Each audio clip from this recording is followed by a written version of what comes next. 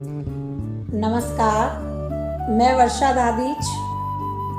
आज मैं सबसे पहले आपसे ये प्रार्थना करूंगी कि आप कृपा करके मेरे सब वीडियोस को लाइक शेयर ज़रूर करें, उस पर कमेंट करें, मुझे बताएं कि आपको ये कैसे लग रहे हैं। जब आपका सिर्फ एक शब्द और आपकी अगर आधी पंक्ति भी आप लिखते हैं तो मुझे बहुत अच्छा लगता है। तो कृपा करके शेयर करें, कमेंट करें, और अगर आपने अब तक सब्सक्राइब नहीं किया है तो ज़रूर सब्सक्राइब करें और अपने दोस्तों को भी बोलें। तो आज जो मैं बात करने आई हूँ आपसे, मेरे वर्सेस एंड वाणी के अंतर्गत आपसे बात करूँगी।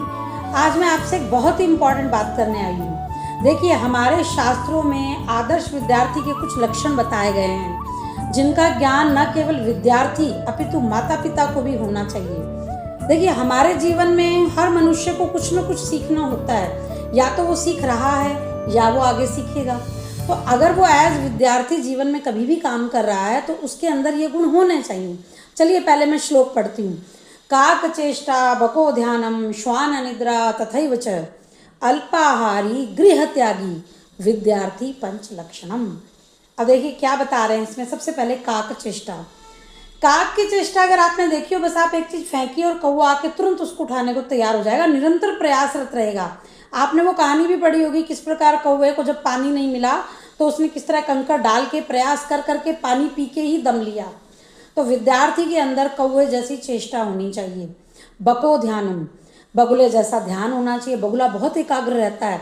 वो छोटी मोटी मछलियाँ आती रहती है ना, जब तक एक आंख बंद करके चुपचाप देखता रहता है, और जैसे ही बड़ी मछली आती है वो शिकार कर लेता है। तो हमें भी क्या करना है, विद्यार्थी को क्या करना है, छोटे मोटे इश्यूज घर में चल रहे हैं, स्कूल में चल रहे हैं, इधर चल रहे हैं, उधर चल रहे हैं, अगर हम और बड़े हैं, हमारे जीवन में कोई फाइनेंशियल प्रॉब्लम चल रही है, कोई हेल्थ प्रॉब्लम चल रही है, कोई फैमिली प्रॉब्लम चल रही है, उन सब को छोड़कर हमें अपना ध्यान सिर्फ एकाग्रचित रखना है कि हमें क्या करना है, हमारा क्या कर्तव्य है। श्वान निद्रा, कुत्ता जो होता है ना, उसकी नींद ऐसी होती है कि एक आहट पे कुत्ता उठकर भागता है।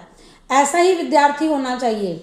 विद्यार्थी की नींद ऐसी हो कि बस एक आहट हो और वो उठ जाए, मम्मी को 10 बार उठाना ना पड़े उसे। अल्पाहारी, कम खाना। अब भाई क्या होता है, पार्टी में गए, बहुत सारा खा लिया, उसके बाद पढ़ा ही नहीं जा रहा है। तो अगर आप रोज़ हैवी फूड लेंगे तो आप पढ़ नहीं सकते हैं। बड़े लोग भी जिनको पढ़ाई करनी होती है, किसी भी क्लास की पढ़ाई अगर आपको करनी है, आप अपने पेट भर से एक रोटी कम खाइए।